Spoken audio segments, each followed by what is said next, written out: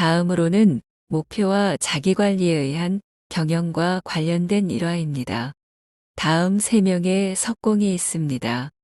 이 사람들에게 지금 무엇을 하느냐고 묻자 첫 번째 사람은 나는 이것으로 생계를 유지하고 있습니다 라고 말했습니다. 두 번째 사람은 계속 망치를 놀리면서 나는 이 나라에서 제일 훌륭한 석공 일을 하고 있습니다 라고 말했습니다. 세 번째 사람은 비전이 가득한 눈빛으로 쳐다보면서 나는 사원을 짓고 있습니다 라고 말했습니다. 누가 진정한 경영자일까요? 세 번째 사람이 진정한 의미의 경영자입니다.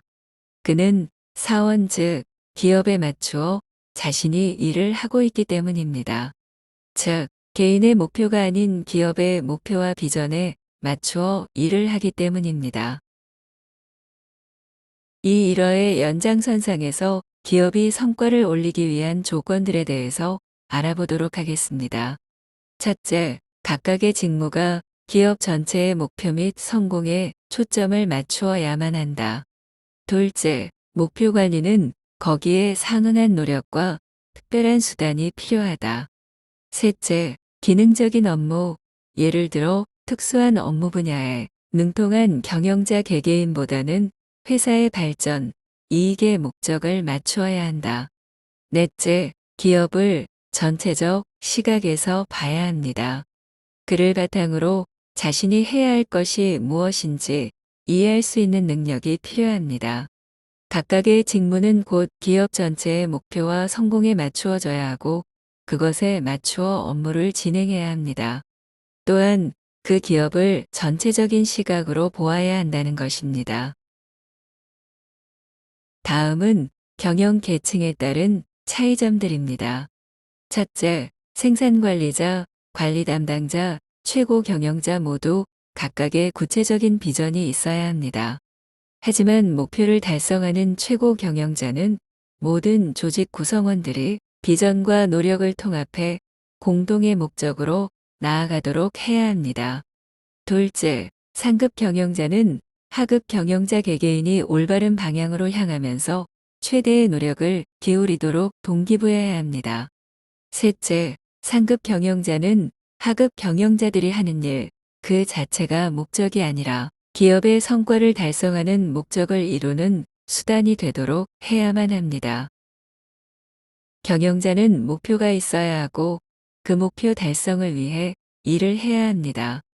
따라서 각각의 경영자는 최고 경영자에서부터 현장의 감독자 또는 사무 책임자에 이르기까지 명확히 서술된 목표가 필요합니다.